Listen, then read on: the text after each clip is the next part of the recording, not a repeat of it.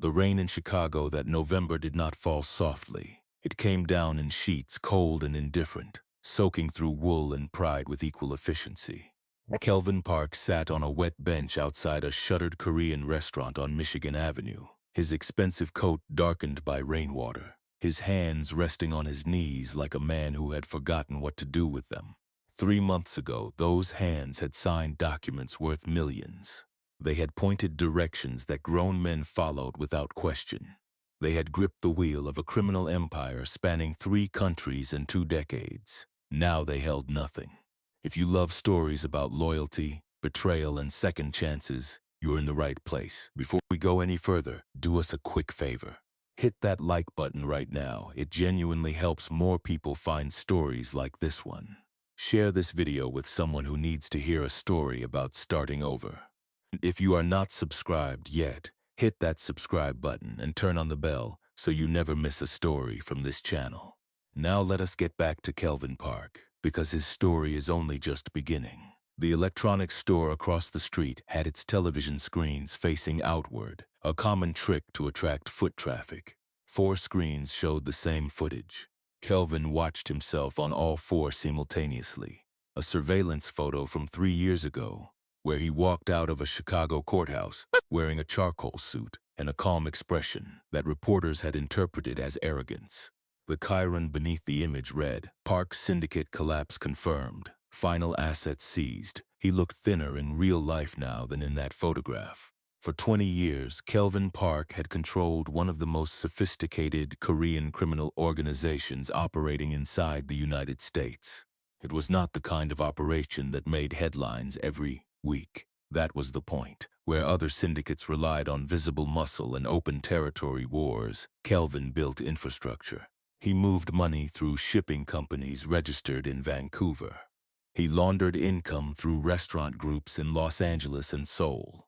He maintained influence over city contracts in Chicago through carefully cultivated relationships with men who wore suits to work and shook hands at charity dinners. Violence existed inside his organization the way a foundation exists inside a building. Nobody sees it. Everything stands because of it. Then the federal government saw it. The first raid came on a Tuesday morning in August. 43 agents arrived at 6 different properties simultaneously. A coordinated sweep that Kelvin's intelligence network failed to detect because the source was internal. By noon, 3 warehouses on the south side were sealed behind yellow tape. By evening, the nightclub licenses were suspended. By Thursday, the shell corporations in Seoul began dissolving under international pressure. In 2 weeks, accounts Kelvin had spent years hiding behind layers of legal paper were frozen by court order. The men he had built his organization around reacted the way powerful men always react when power disappears. They vanished. Phones went unanswered. Meetings were canceled without explanation. Lieutenants who once competed fiercely for Kelvin's attention suddenly developed urgent business in cities far from Chicago. Nobody came to collect their belongings. Nobody said goodbye. Mina left on a Wednesday. He came home to find the penthouse quieter than it had ever been. The closets on her side stood open and empty. 3 suitcases worth of clothing, jewelry, and personal items were gone. She had also accessed the emergency account he kept in her name for household expenses. The balance read 0. Beside the marble sink in the master bathroom, she had left a single sheet of cream paper folded once. Her handwriting was elegant and unhurried. "I didn't marry you to drown with you." Kelvin read the note once. He stood there for a long time looking at those 8 words. Then he folded the paper carefully and placed it inside his wallet behind a photograph he had carried for 30 years. His mother standing outside a noodle shop in Busan, squinting against summer light, wearing an apron she had owned longer than Kelvin had been alive. The photograph was small and creased along one corner where he had folded it during a moment of carelessness years ago. He never threw it away. Within 2 weeks, Kelvin moved out of the penthouse before the property seizure was finalized. He moved first to a hotel near O'Hare, then to a friend's spare room until the friend stopped answering his door, then to a rented room above a laundromat on West Belmont Avenue that cost $400 a month and smelled permanently of warm cotton and industrial soap. The radiator in the room clanged through every night like something trapped inside the wall trying to escape. The wallpaper peeled near the ceiling in brown curls. The window faced a brick wall across an alley where pigeons gathered in the morning, regardless of weather. Kelvin slept on a mattress that sagged on the left side and woke each morning to the specific silence of a life that has been completely emptied. He ate instant noodles twice a day, not because he had no other options. He ate them because they were cheap.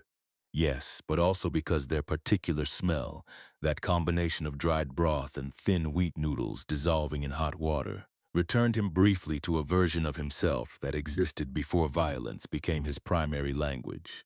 A teenager in Busan eating at his mother's counter before school. Someone clean. Every afternoon he walked. He had no destination and no purpose, just movement, which was something his body needed, even when his mind had stopped producing reasons for it.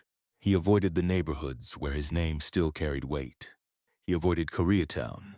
He avoided the restaurant district on the North Shore, where he had maintained 3 front businesses.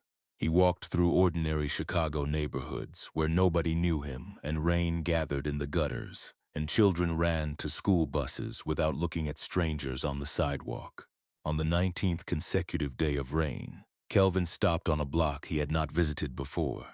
A small Korean restaurant glowed between a pawn shop and a pharmacy, its sign handwritten in both English and Hangul, its windows steamed from the inside warmth, its door propped slightly open, releasing the smell of garlic and slow-cooked broth into the cold air.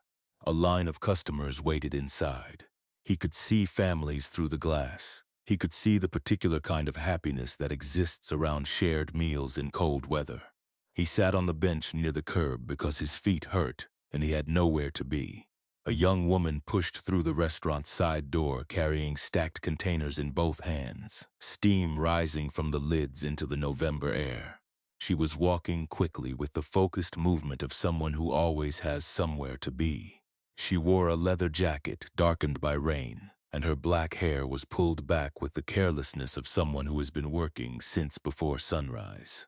She stopped when she saw him, not the slow stop of recognition working through uncertainty. She stopped the way people stop when they see something they were not expecting, but somehow always knew they would eventually see. A complete stop, both feet planted, containers balanced carefully. The two of them looked at each other across the wet sidewalk while rain tapped the awning above her head. Then she said it quietly, the way you say something you have rehearsed without meaning to. Mr. Park. Kelvin looked up slowly from the wet concrete. He studied her face with the practiced caution of a man whose survival had always depended on reading strangers correctly. He found nothing threatening in her expression. He found something more unsettling than threat. He found recognition, and he had absolutely no idea who she was. Kelvin said nothing for several seconds. That was a habit he had never broken, the discipline of silence before response. In his former life, silence had been a tool of intimidation. Men would say things they never intended to say simply to fill the quiet space Kelvin created by not reacting quickly enough. But sitting on a wet bench in a coat that had not been dry in 3 days, the silence felt less like strategy and more like genuine confusion. The young woman walked toward him without hesitation and held out one of the containers. Steam rose from the lid in a thin, continuous thread that the wind pulled sideways immediately. Jjigae, she said. Kimchi pork. I made extra tonight. Kelvin accepted the container carefully. It was warm against his palms in a way that moved through cold skin faster than he expected. He looked at it, then back at her. What do you want? He asked. It came out more directly than he intended. But directness had saved his life on enough occasions that he had stopped apologizing for it. Anya Hart tilted her head slightly and almost smiled. Nothing, she said. People don't give things away for nothing. Some do. Kelvin studied her face again with the focused attention of someone cataloging details. Mid to late 20s. A small scar along her left jawline faded enough to be several years old. Hands that showed work. Not office work, but physical work. The kind that leaves the knuckles slightly rough and the fingers quick. She met his eyes without looking away, which in his experience either meant someone was completely honest or completely fearless. Occasionally both. He opened the container. The smell that rose from it was remarkable in the specific way that certain smells carry entire histories. Garlic deep and slow cooked. Fermented cabbage softened by pork fat and broth that had simmered for hours. Gochujang giving it a warmth that arrived after the first taste rather than during it. It was the smell of someone's grandmother's kitchen. It was the smell of the noodle shop in his mother's photograph. He ate standing up, which felt appropriate, given that he had nowhere to sit that was truly his. "You recognize me," he said between spools, a statement rather than a question. "Yes, from the news." "Not only from the news," Anya said. She leaned against the restaurant's exterior wall and crossed her arms against the cold. "I recognized you the moment I saw you sitting there. I've thought about the moment I might see you again for about 6 years." Kelvin lowered the container and looked at her directly. "You should be more careful about which people you spend 6 years thinking about." "Probably," she agreed, without the slightest indication that she planned to take the advice. He searched his memory methodically the way he had always searched for information, working backward through years, through sits, through the accumulated catalog of faces his life had placed before him. Her name was Anya Hart, not a Korean name, but something about the angle of her cheekbones, the particular stillness in her expression, pulled at something in his memory that refused to surface cleanly. "I don't remember you," he said honestly. "I'm sorry." "You don't have to be sorry," she said. "You met a lot of people. I was nobody then. Tell me." She was quiet for a moment, watching a car move slowly through the wet street. Then she said, "Los Angeles, Koreatown, about 10 years ago. There was an alley off Western Avenue where I used to sell dumplings at night from a cart I borrowed from a church supply closet." The information landed in Kelvin's memory, and something shifted.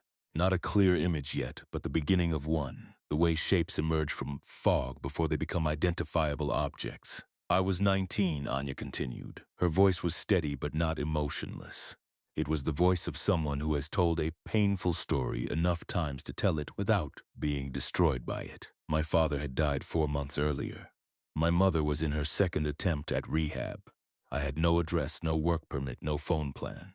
I sold dumplings at night because restaurants hired me in cash for daytime prep work, and I could make extra money after midnight, when the bars closed and people were hungry." Kelvin was very still now. The container of soup had stopped being relevant. "The city inspectors came one afternoon," she said. "They confiscated my permit, broke 2 of my containers as evidence, and told me I had 48 hours before they would arrest me for operating without a license.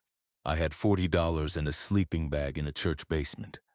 She paused. "I was sitting in the alley crying because I couldn't figure out what step to take next. And then a man in a very expensive suit walked into the alley and asked me for food." The fog cleared completely.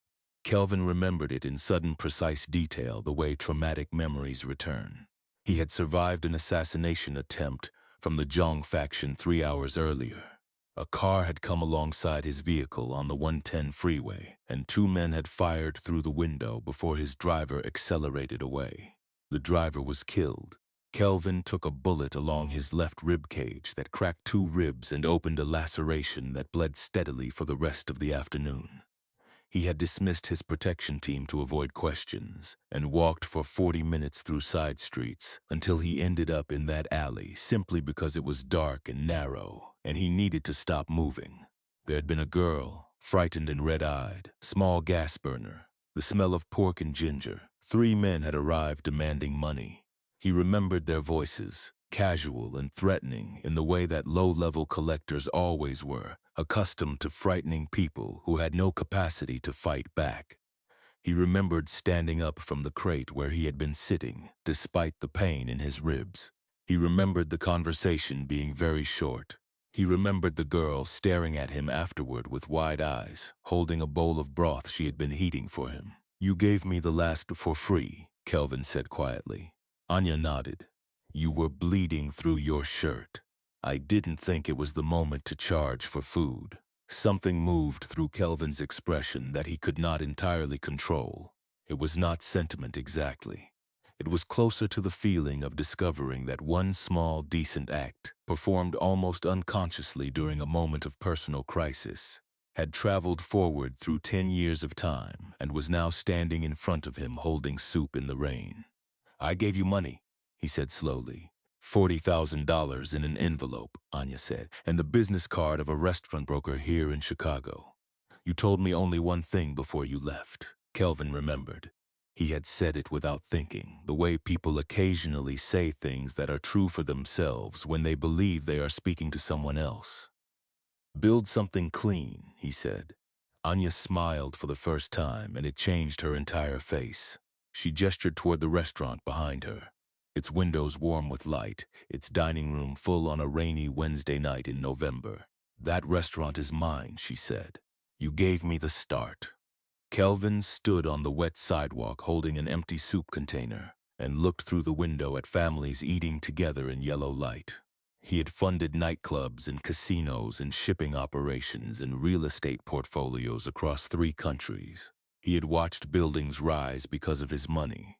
He had watched enemies fall because of his instructions. He had never watched anything that looked like that restaurant window looked to him in that moment. He said nothing for a long time. Then he said the only honest thing he could find. "I'm glad it worked." Busan in the 1980s was a city that smelled like salt water and diesel fuel, and fish markets that started before sunrise and ran until the light failed.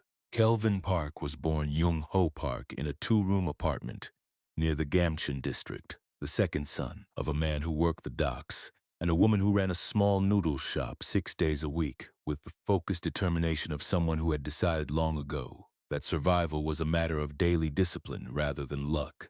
His father, Sungjin Park, was not a violent man in his heart.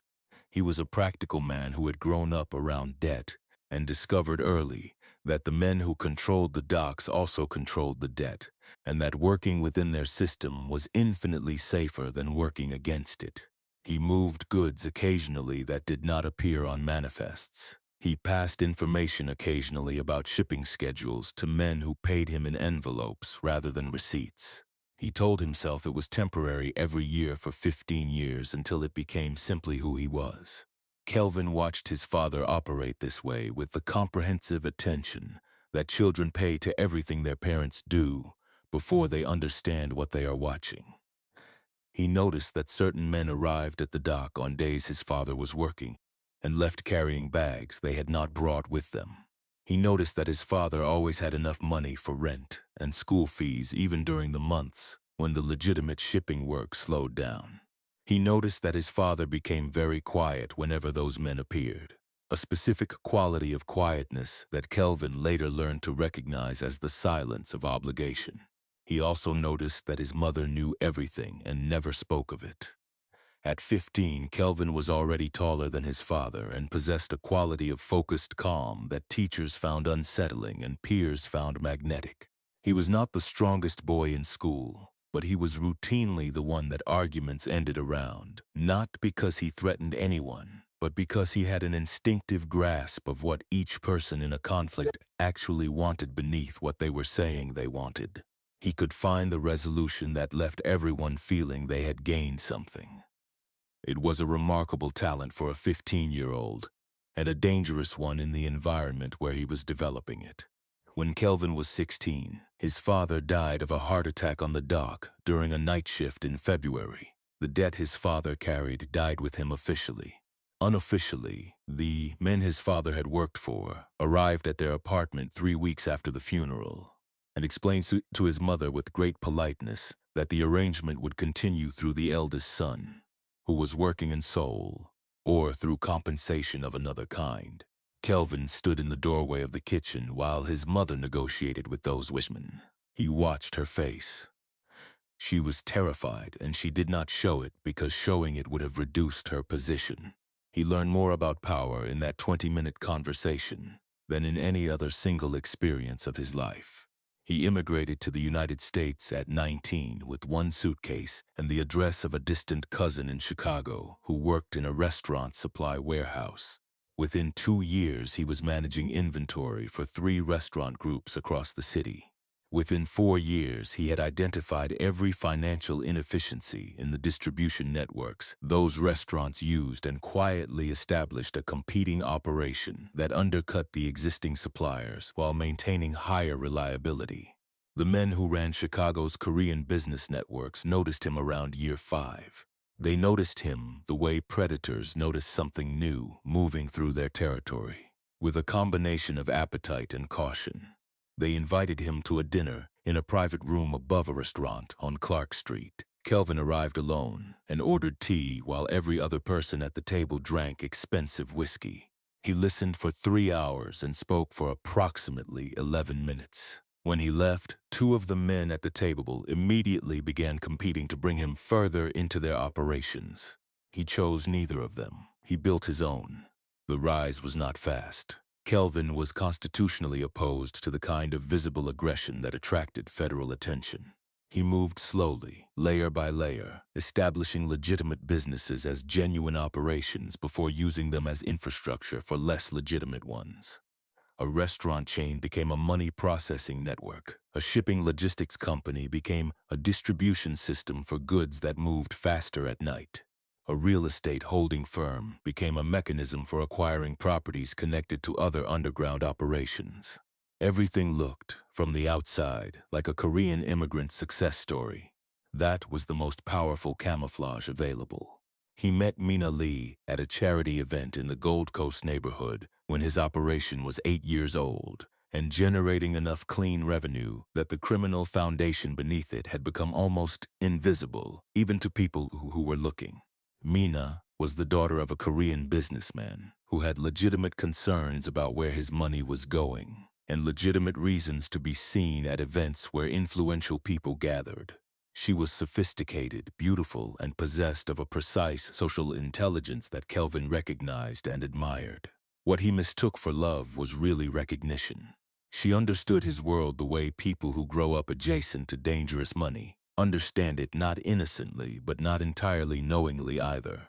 She liked what power felt like in a room. She liked that people deferred to Kelvin, not because of obvious threat, but because of something quieter and more absolute. She liked that he could buy her anything she wanted without any visible source of income that would satisfy a curious accountant. She did not ask questions. That felt like trust. He learned too late that it was simply strategy. The empire that Kelvin spent 20 years constructing began destroying itself from the inside during its 15th year, the way complex systems often do, not through a single dramatic failure, but through the accumulation of small betrayals and misalignments that go unnoticed until they become structural.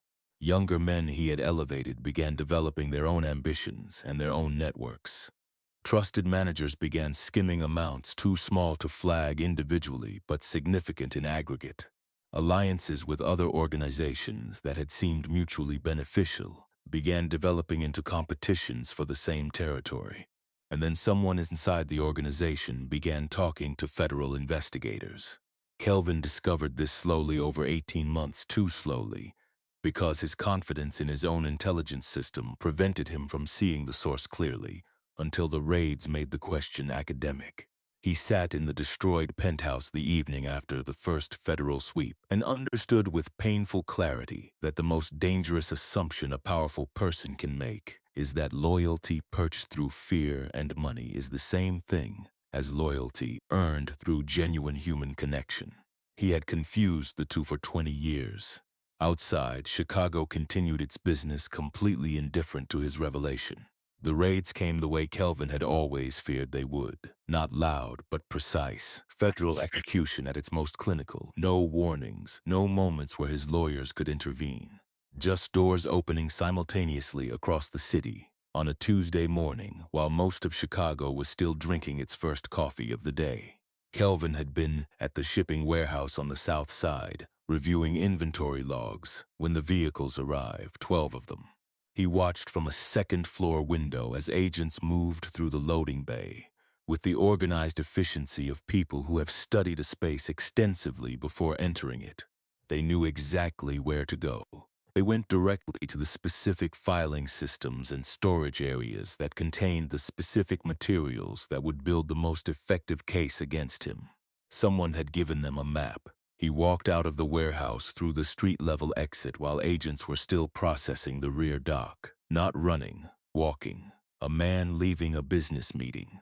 He was 3 blocks away before anyone identified him, and by that point the legal machinery was already in motion. An arrest would accomplish nothing except humiliation. His lawyers met him at a hotel downtown. The conversation lasted 4 hours and concluded with the information that 43 separate search warrants had been executed simultaneously across his operation's assets. The legal exposure was, in the measured language of criminal defense attorneys, significant. The Vancouver accounts were frozen by Thursday through international cooperation agreements. The Los Angeles restaurant group's operating licenses were suspended on Friday pending investigation. The Chicago real estate portfolio entered receivership the following Monday through a series of creditor claims that had clearly been coordinated in advance. Someone had spent a very long time building this. His financial manager, a meticulous man named David Cho, who had handled the movement of funds across the operation for 11 years, disappeared the morning after the first raids. Not arrested, disappeared. His apartment contained his furniture, his clothes, his car in the parking garage, and no David Cho. The offshore accounts that David Cho had access to showed a series of small transfers totaling approximately $2.3 million moving through 4 different institutions over the preceding 6 weeks, ending in an account Kelvin could not trace. 11 years. Kelvin had attended David Cho's father's funeral. He had paid for David Cho's sister's university education as a gesture of loyalty and appreciation. Mina's departure, which came 10 days after the first raids, contained one detail Kelvin had not initially registered because the emotional impact of the note overrode his analytical attention. The emergency account she had drained had been in her name for tax purposes. She had transferred the balance in 3 installments over the 5 days before she left, not the day she left. She had been planning her exit for at least a week before she wrote that note. She had known the end was coming with enough advance notice to prepare for it carefully. Kelvin sat in the empty penthouse after discovering this and felt the cold sensation of a man realizing that the architecture of his entire life has been built on assumptions that were never tested because testing them seemed unnecessary. He thought about every conversation, every expression, every moment when Mina had been adjacent to information about his operations. He thought about the particular men she had befriended at social events over the preceding 2 years. He thought about a dinner he had arranged 18 months ago with 2 senior members of the Bake Circle, a rival syndicate operating through Seattle and Vancouver, where Mina had been present. The Bake Circle. The more Kelvin examined the precision of the federal operation against him, the more a pattern emerged that did not fit the profile of a standard federal investigation. The sequencing of the raids was too coordinated across too many jurisdictions for a case built purely on surveillance. The specific documents seized from specific locations pointed to information that existed nowhere in any file that a federal investigation could have accessed through legal means. The shell corporations had been structured specifically to resist this kind of simultaneous unwinding, yet the legal challenges had been filed in the exact order that dismantled the defenses sequentially, rather than allowing them to be fought individually. This was not only a federal operation. This was a federal operation guided by someone with comprehensive inside knowledge. The Bake Circle had the motive. They had spent 8 years attempting to expand into Chicago and finding Kelvin's organization an unmovable obstacle. They had the financial resources to bribe the right officials and the criminal sophistication to provide federal prosecutors with information that looked like independent investigation but was actually curated intelligence designed to achieve a specific outcome. The assassination attempt he survived on the Chicago River Bridge in October, 2 weeks into the collapse, clarified the situation completely. 3 men he did not recognize. Professional, but not patient. They wanted him dead rather than arrested, which meant the Bake Circle was not confident that his criminal exposure alone would be sufficient to remove him permanently. He survived because he had always, regardless of his confidence in security arrangements, moved through the city with a personal awareness of exits and approaches that had become involuntary over 20 years. He was in a different car on a different route than his schedule indicated. Old habits that saved him one more time. But standing in the rain outside a Chicago shelter 2 weeks later, having avoided everyone connected to his former life and having abandoned the last of his emergency cash to a former employee whose family needed it more urgently, Kelvin Park understood with absolute clarity that he had been destroyed not by the government, but by the Bake Circle, using the government as a weapon. He was not a convicted criminal. He was a target who had been strategically dismantled. He was still in the city the night the thought arrived quietly beneath everything else. He was still breathing. He sat on the edge of the sagging mattress in the room above the laundromat and held his mother's photograph under the lamp for a long time. She had run a noodle shop with $40 in startup capital and raised 2 sons and maintained her dignity through every difficult thing life brought her. She had never owned anything impressive. She had never controlled anything. She had simply kept showing up. He placed the photograph carefully on the nightstand and lay down in the dark. He woke up in the morning. Then 3 weeks later, sitting in the rain outside a restaurant he had never visited, a young woman said his name and handed him soup. When Anya told him quietly one evening, "The men who destroyed you are still watching," Kelvin looked at her steadily and felt something shift inside him that he had not felt in months. Not anger, not fear. Something older and quieter than either of those things. The particular alertness of a man who has just remembered that the game is not over. The arrangement began without either of them naming it, which was the only way it could have begun without Kelvin's instinct for self-protection, dismantling it before it took hold. Anya started bringing him food every evening after the restaurant closed, around 10:30 when the kitchen had been scrubbed, and the last customers had gone home, carrying leftover warmth in their coats.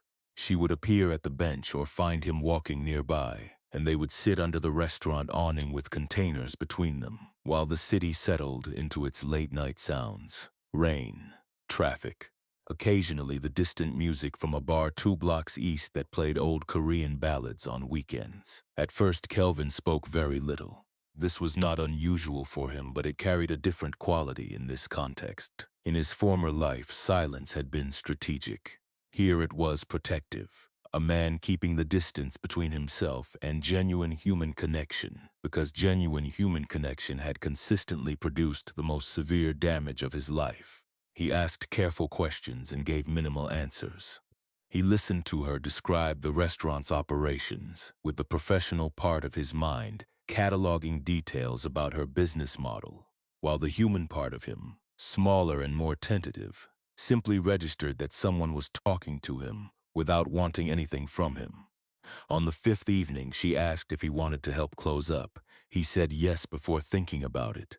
The kitchen after service had its own specific quality that Kelvin had never experienced from this angle. He had owned restaurants. He had eaten in them, held meetings in them, used them as fronts for financial operations. He had never washed the pots.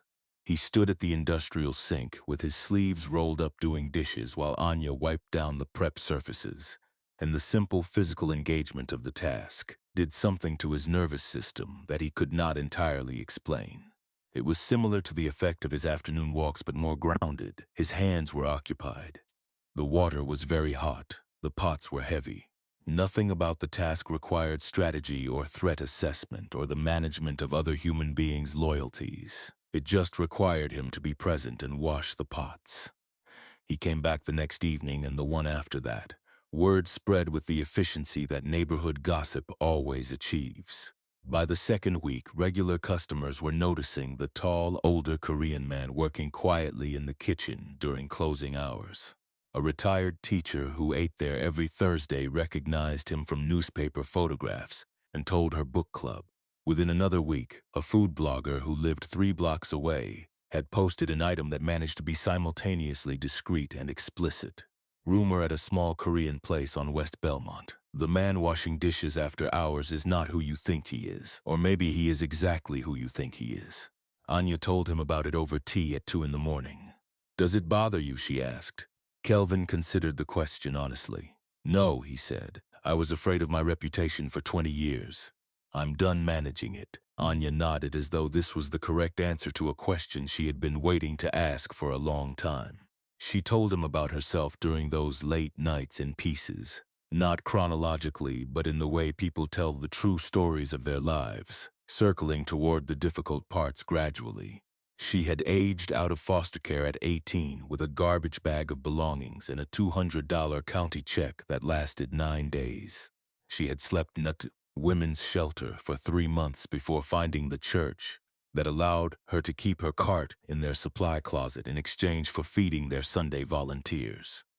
She had learned to cook from a Korean woman at the shelter who ran informal cooking sessions on Tuesday evenings because she believed that teaching people to feed themselves was the most practical form of love. Mrs. O, Anya said, smiling at the memory. She was 72 years old and she had survived 3 separate catastrophic life events, and she made the best doenjang I have ever tasted, including my own, and I make an objectively good doenjang. Kelvin smiled, which was becoming slightly less unfamiliar. The restaurant, Anya explained, employed 11 people currently. 4 of them were undocumented immigrants working under a legal arrangement she had constructed with an immigration attorney friend that was technically compliant, but required constant maintenance. 3 were young people who had been living on the street when she found them through a connection with a youth outreach program. She paid above market wages and offered flexible hours and meal provision because she had been hungry and unpaid, and those conditions had clarified her priorities permanently. Kelvin listened to this and felt the particular discomfort of a man recognizing the distance between who he had been and who he was sitting next to. You run the restaurant the way I always told my lieutenants to run our operations, he said one evening. Anya looked at him. Protect the people underneath you, he said. Give them reasons to stay that are stronger than reasons to leave. I preached it for 20 years, he paused. I used money and fear to do it. You're doing it differently. I'm doing it the way Mrs. O taught me, Anya said simply. Small moments accumulated the way small moments do when people spend genuine time together without agenda. He repaired a table that had been wobbling for weeks because he noticed it, and found tools in the supply closet and fixed it without mentioning it until she discovered it and asked. She started saving the leftover broth for him in a separate container because she noticed he finished the broth first every time. He helped her translate a lease renewal addendum from English legal language into Korean for her elderly landlord neighbor. She taught him her kimchi recipe to the extent that she was willing to teach it, which was approximately 80% of it. The rest is personal, she said. Fair enough, he said. He was washing the last pot on the night when the restaurant's front door opened and a man he recognized walked in. 40 years old, stocky, wearing an expensive jacket that was very deliberately casual. A man who had once stood outside Kelvin's office door every Thursday morning for 4 years, Jin-soo. His former 3rd lieutenant. Kelvin dried his hands slowly on the dish towel and turned around. Jin-soo's expression contained something complicated. Not quite guilt and not quite threat. The combination that exists between people who have a shared history that ended badly and have not yet determined which version of each other they are currently facing. Boss, Jin-soo said quietly. Old habit. I don't go by that anymore, Kelvin said. Jin-soo looked at Anya, who was standing very still near the kitchen door. Then he looked back at Kelvin and lowered his voice. You need to hear something, he said. The people who buried you are not done. Jin-soo sat at the corner table, furthest from the window, which was instinct, and Kelvin sat across from him, which was also instinct, positioning himself where he could see both doors. Anya brought 2 cups of tea and then stood at the kitchen counter making herself available without intruding, which was its own kind of instinct. How did you find me? Kelvin asked. You're not as invisible as you think, Jin-soo said. Word travels. Someone sees you here. Someone tells someone. The neighborhood talks. He wrapped both hands around the teacup. I've been trying to reach you for 6 weeks. My phone is cheap and I don't give the number out, Kelvin said. I noticed. Jin-soo looked tired in the way that people look tired when they have been carrying something heavy for longer than they intended. I left the organization during the raids. Before the worst of it, I want you to know I didn't cooperate with federal investigators. I know, Kelvin said. You'd be in protection somewhere comfortable if you had. You're here. Something in Jinsu's expression relaxed slightly.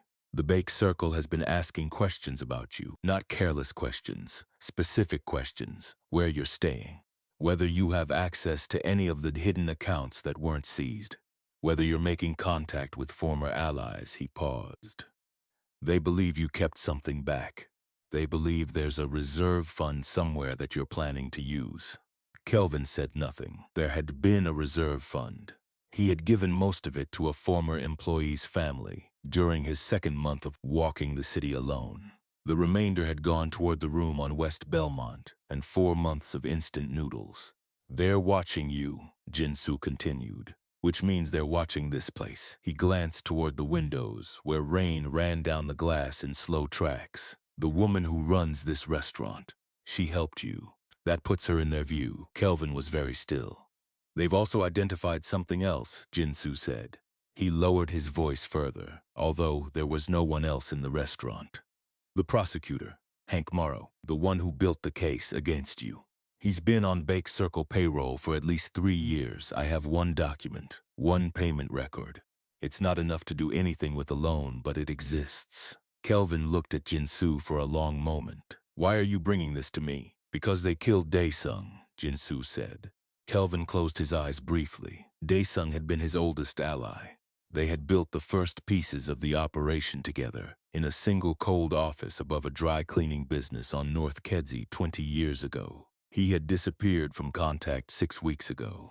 They thought he knew where your reserve was, Jinsu said. He didn't, but they didn't believe him. The restaurant was quiet except for rain and the low sound of the refrigeration units in the kitchen. Kelvin opened his eyes and looked at the table surface for a moment.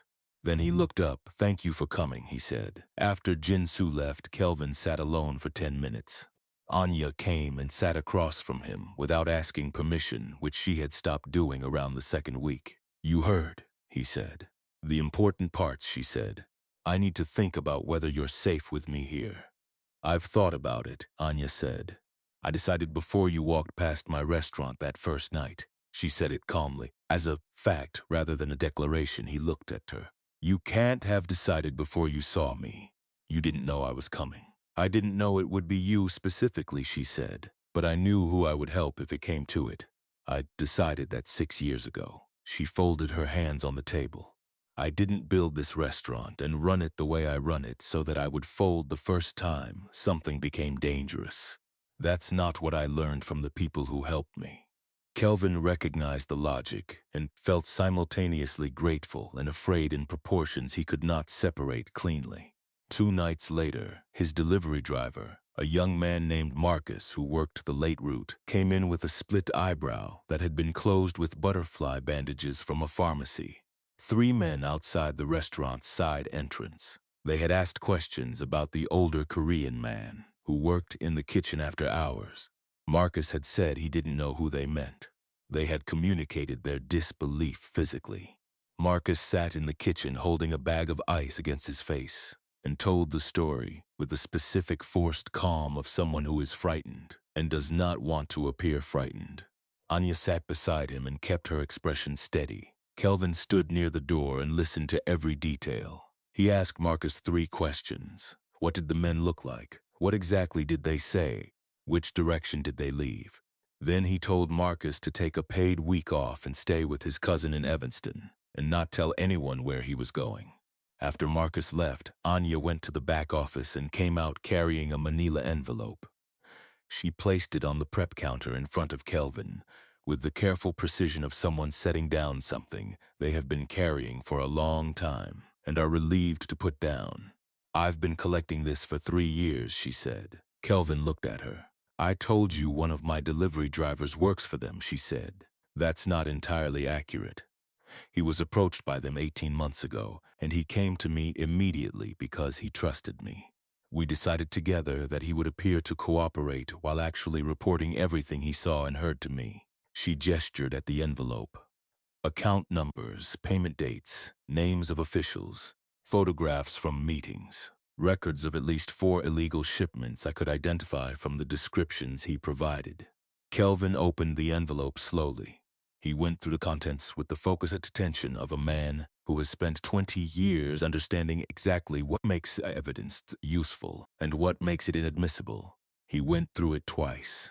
When he looked up, the expression on his face was the first one Anya had seen that reminded her of the man who had cleared an alley of 3 collectors without raising his voice 10 years ago in Los Angeles. "This is enough," he said. "I know," she said. Outside, the restaurant windows exploded inward. Glass scattered across the dining room floor in a sound like brief, terrible music. Cold November air rushed through the broken frames, carrying the smell of rain and something chemical.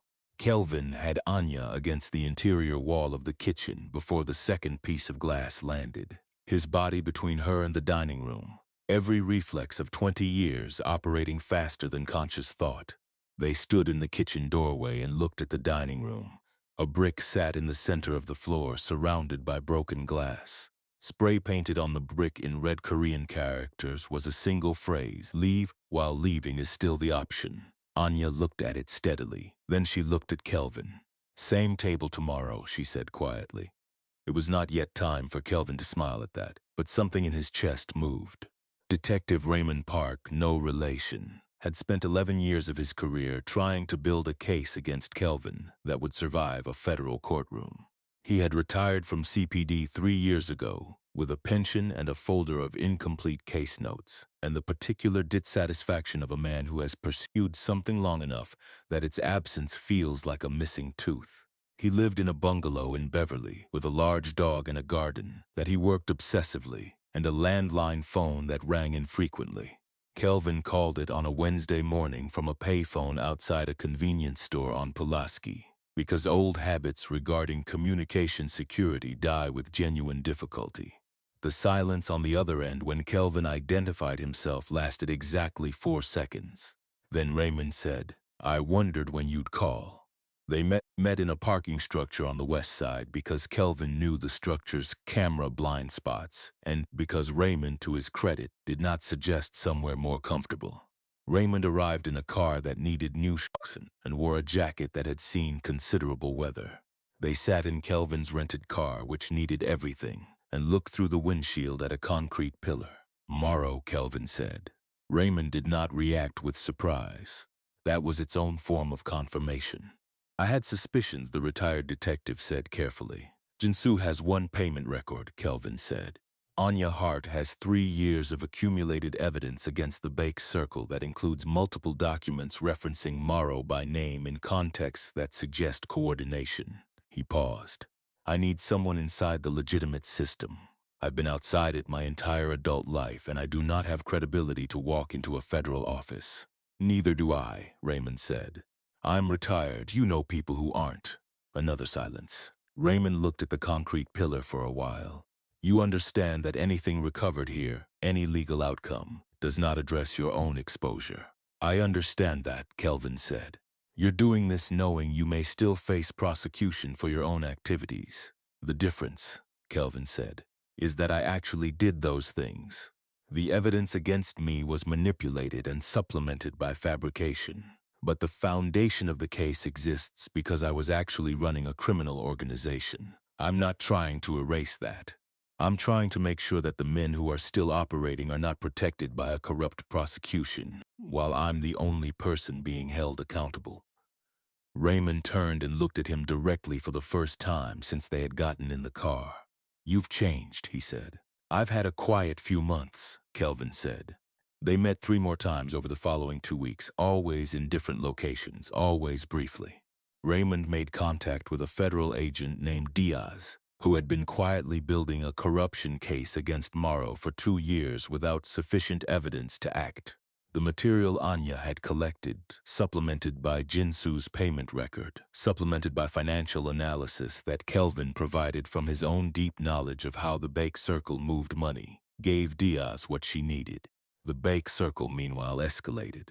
On a Thursday evening, a car circled the block around Anya's restaurant 4 times in a pattern that Kelvin recognized as surveillance preparation.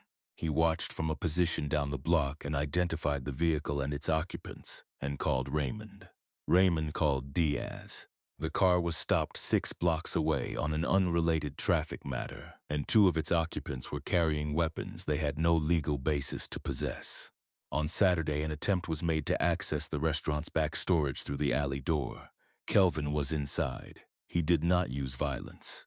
He used the industrial lighting system, the kitchen equipment positions, and an intimate knowledge of how frightened men move through unfamiliar dark spaces to create a situation in which 2 men fled through the alley without accomplishing anything except scraping their knees on the dumpster. He helped Anya install additional locks the following morning. The question of Mina arrived the way uncomfortable truths arrive, not all at once but in gradual pieces. Jin-soo, in a subsequent conversation, mentioned that Mina had attended 2 social events hosted by Bake Circle-affiliated businessmen in the year before the raids. Social events, not criminal meetings. But the calendar alignment was difficult to ignore once noticed. Kelvin sat with this information for 3 days before accepting its most likely implication. Mina had not planned the betrayal in any strategic criminal sense. She was not an operative. But she had seen which direction the wind was blowing, and she had positioned herself accordingly, maintaining social contacts with the circle that was rising, while managing her exit from the man who was falling. It was in its way the same rational calculation she had applied to everything in her life. It simply hurt more to see clearly now than it would have to see clearly then. Kelvin filed that understanding and did not spend more time on it than it deserved. On the 4th week, Agent Diaz confirmed that the evidence package was sufficient to move. Federal warrants were prepared for 12 individuals, including Morrow, 3 Bake Circle senior figures, and 2 city officials whose cooperation had been purchased across a 4-year period. The operation would require 48 hours to coordinate. On the evening before the warrants were executed, Kelvin received a secure message through Raymond containing photographs. The photographs showed Morrow receiving a transfer confirmation at a bank in Zurich during a conference trip the previous year. They showed a Bake Circle financial officer signing the transfer authorization. They showed a third document, a falsified evidence summary that Morrow had introduced into Kelvin's prosecution file, created 18 months before the raids using information provided by the Bake Circle. Kelvin looked at the photograph for a long time in the quiet kitchen after closing. Then he placed them back in the envelope and held it out to Anya across the prep counter. "This is what we've been building toward," he said. Anya took the envelope. She held it against her chest for a moment with her eyes closed. Then she looked at him with an expression that carried everything she had risked over 3 years of quiet preparation. "Now what?" she asked. "Now," Kelvin said. "We let the right people do their work." Outside, Chicago was cold and brilliant under a sky that had finally stopped raining. Stars were visible for the first time in weeks, small and steady above the city lights. The arrests began on a Friday morning in January, which was the same day of the week the raids against Kelvin had begun 5 months earlier. He found this symmetry neither satisfying nor ironic. He found it simply true. The way most things are simply true when the noise around them is finally removed. He heard about the first arrests through Raymond, who called the cheap phone at 7 in the morning. Morrow's home in Evanston. 3 Bake Circle executives pulled from a breakfast meeting in the Gold Coast. A city permits official who had been accepting payments for 4 years was arrested at a school where he was dropping off his children, which the news covered with a particular attention to the detail of his children watching from the car window. Kelvin felt nothing about this except a dull hope that the children would eventually understand that their father's choices had been his own. By noon, the story was the lead item on every Chicago news outlet. By evening, it had been picked up nationally. The framing was predictably simplified. Corruption exposed. Criminal network dismantled. Justice served. The complexity underneath. The years of patient collection. The risk carried by a young restaurant owner and her driver. The retired detective who traded an uncomplicated retirement for 4 weeks of underground meetings. These things existed in the actual story and were largely absent from the reported one. That was acceptable. It had never been about the story. 3 days after the arrests, Kelvin's defense attorney called with information that carried its own weight. The falsified evidence within Kelvin's prosecution file had been identified and officially flagged. Several charges resting on that evidence were being reviewed. The process would take months, possibly longer. There would be no dramatic exoneration. There would be no press conference where Kelvin stood before cameras and announced his name had been cleared. There would be a gradual legal unwinding of specific charges built on fabricated foundation. Some of his criminal exposure remained entirely legitimate. There would be negotiations. There would likely be a resolution that involved acknowledgement of actual wrongdoing, alongside the removal of wrongdoing that had been invented by his enemies. This was appropriate. Mina called on the day the story broke nationally. Kelvin saw the number on his phone screen and held it in his hand while it rang, and then stopped ringing and then displayed a missed call notification. He placed the phone on the counter and went back to washing vegetables. He had started helping with morning prep, in addition to evening close, because the restaurant was expanding its lunch service, and Anya needed the extra hands. She called again the following day, and the day after that he did not answer. He was not angry. That was the thing that surprised him most about the experience of watching her name appear on his screen. He had expected anger and found instead a very quiet sadness, and beneath the sadness, something almost like compassion. Mina had built her entire identity on proximity to power and had responded to its disappearance with the only tools she had developed over a lifetime. She could not have acted differently with the character she possessed. He hoped genuinely that she would find a way to build something independent of other people's power. He did not expect to be present to see it. The recovered funds were complicated. A portion of the assets seized from the Bake Circle were directed through legal channels into a victim restitution pool. Kelvin's legal team was negotiating the terms under which some of his frozen personal assets might be partially released pending final case resolution. The amounts involved were fractions of what had once existed. They were also more than enough for what he now had in mind. He met with Anya in the restaurant on a Sunday afternoon when it was closed, sitting across the table where they had shared soup countless evenings, with notebooks and printed documents between them. "I want to invest in expanding the community services side of what you do here," he said. "Not as an owner, not as a partner with equity claims. As a donor who helps fund the infrastructure without attaching his name to the control of it." Anya looked at the documents. "How much are we talking about?" "Enough to open a proper community kitchen adjacent to the restaurant, training space for culinary skills, an emergency meal program for the shelter 2 blocks north, a small grant fund for street food vendors who are where you were 10 years ago." Anya was quiet for a moment. "And you," she said. "What do you do?" "I help run it," he said. "Same as I've been doing. Washing dishes and fixing tables and doing deliveries when Marcus needs a day off, and occasionally helping you translate lease documents for the elderly neighbors." She looked at him steadily. "That's not enough of a plan," she said. "For you specifically as a person, not as a donor or a dishwasher. Who do you want to become?" It was a question he had not been asked in his entire adult life. People had asked what he wanted. They had asked what he planned. They had asked what he feared and what he required, and what he was willing to pay for specific outcomes. Nobody had asked who he wanted to become. He sat with the question for a long time in the Sunday quiet of the restaurant. "Someone who uses what I know about how systems work," he said slowly, "to protect people who don't have the standing to navigate those systems themselves.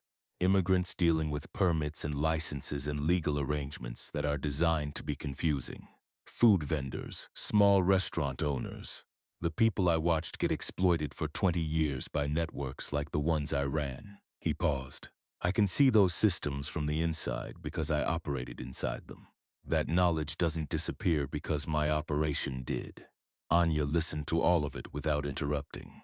"You could have done that 20 years ago," she said quietly, "not as an accusation. As an observation." "Yes," he said, "I could have." They sat in the honest silence of that acknowledgement for a while. Then Anya pulled a folder from beside her and slid it across the table. Inside were architectural drawings for the space adjacent to the restaurant, which had been empty since the dry cleaner that occupied it closed during the pandemic. The building owner had spoken with her 3 times already. The numbers were manageable. On the front of the folder, in Anya's careful handwriting, were 2 names: Hart Park Community Kitchen. Kelvin looked at his name beside hers on the cover of the folder. It was the first time his name had appeared on anything that he felt genuinely proud to be associated with. He opened the folder and began reading. The grand opening fell on a Saturday in late March when Chicago was making its first genuine effort towards spring.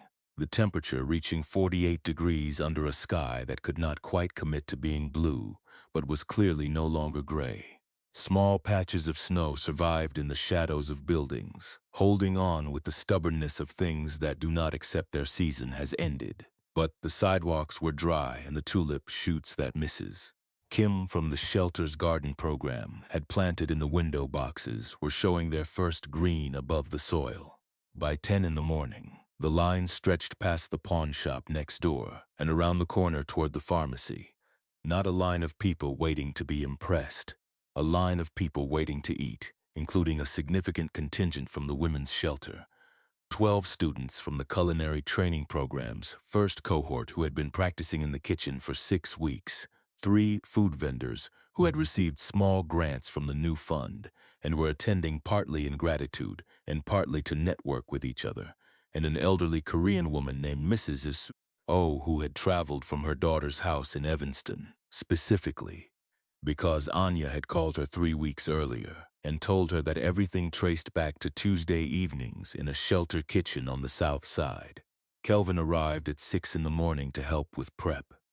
He had been arriving at 6 in the morning for 11 days because the community kit's professional equipment required calibration that the contractor had not quite finished.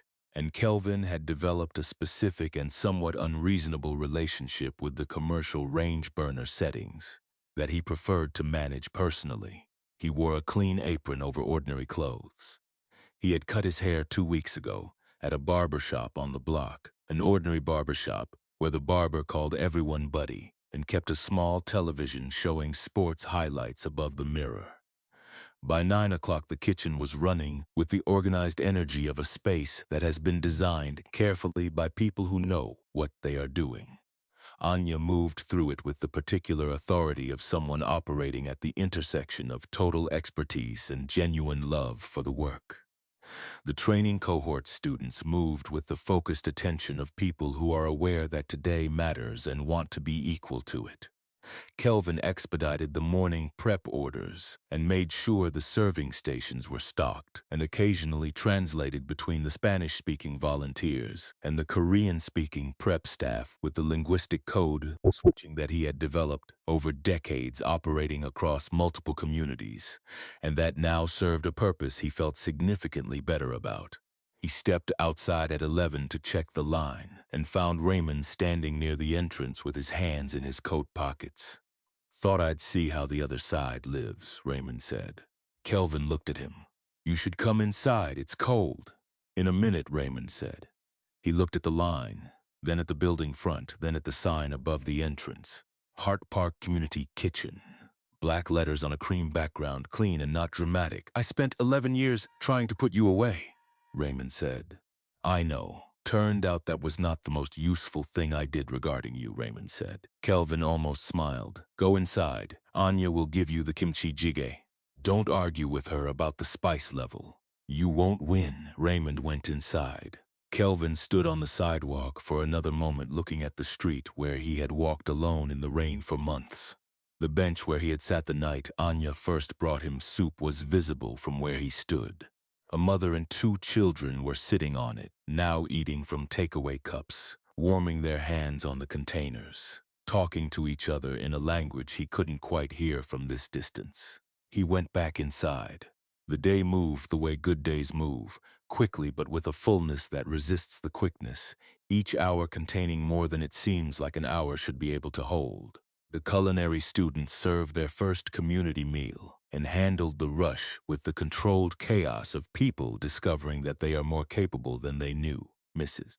O sat in the corner near the window and ate everything that was placed in front of her and said very little, which Anya told Kelvin afterward was the highest possible praise from Mrs. O. A journalist arrived mid-afternoon, wanting to write a piece about the kitchen's opening. She was young and earnest and had done genuine research, and she asked Kelvin a series of questions that were more thoughtful than he expected. He answered them honestly, which included acknowledging what he had spent 20 years doing and what it had cost him and other people, and why he was standing in a community kitchen in March rather than in any of the various other places his life might have placed him. She asked him what he wanted people to understand about the work being done here.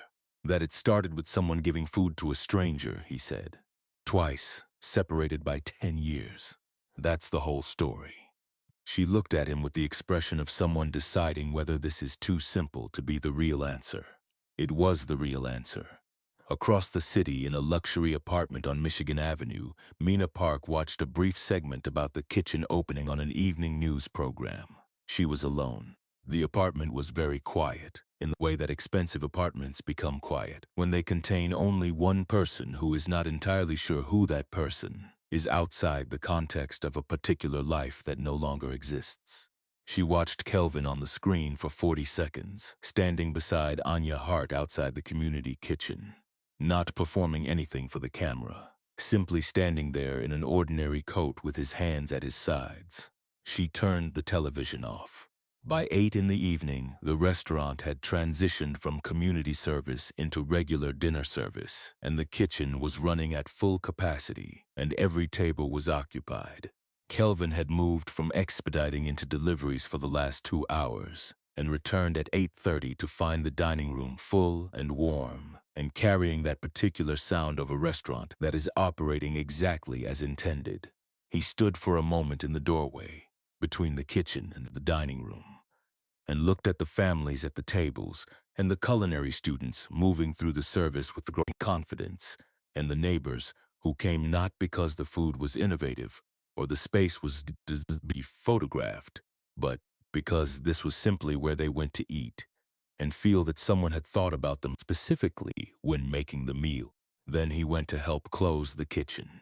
At 10:45, after the last customer had gone, and the tables had been cleared, and the pots were soaking, and the training students had gone home exhausted and proud, Anya came out of the back office and stood in the kitchen doorway looking at Kelvin, who was sitting at the prepped counter with 2 cups of tea cooling slowly in front of him. She walked across the kitchen and sat down across from him.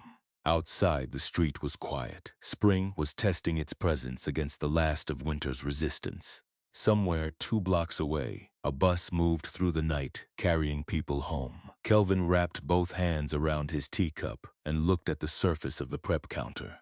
He thought about a noodle shop in Boozin, and a mother in an apron, and a dock, and a long journey toward violence and money and loneliness, and the various costs of all those things. He thought about a dark alley in Los Angeles, and a frightened girl and a bowl of broth given freely to a bleeding man. He thought about 20 years of power that had finally proved to be worth approximately nothing at the specific moment when he needed it to mean something. He thought about the 8 words on a cream piece of paper beside a marble sink. He thought about his name beside another person's name on the front of a building that fed people. He looked up at Anya across the prep counter with its faint smell of garlic and sesame oil, and the particular warmth of a kitchen that has been working all day and is now finally resting. She was looking at him with that expression he had come to recognize over the months of soup and late nights and broken windows and evidence envelopes and architectural drawings. The expression of a person who has decided to believe in something and is not afraid of the decision. She smiled softly. "Same table tomorrow?" she asked. Kelvin Park looked at the woman who had given food to a stranger twice. Once when she had almost nothing, and once when she had built something real from the almost nothing. The woman who had collected 3 years of evidence at genuine personal risk, who had refused to abandon him when abandonment would have been entirely reasonable, who had placed his name beside hers on a building that mattered. He looked at her across the prep counter in the warm and quiet kitchen, and Kelvin Park smiled back. The people who stay after power disappears are the only people who truly loved you in the first place. And that is the story of Kelvin Park, a man who lost everything and discovered that everything he had was never the right thing to begin with.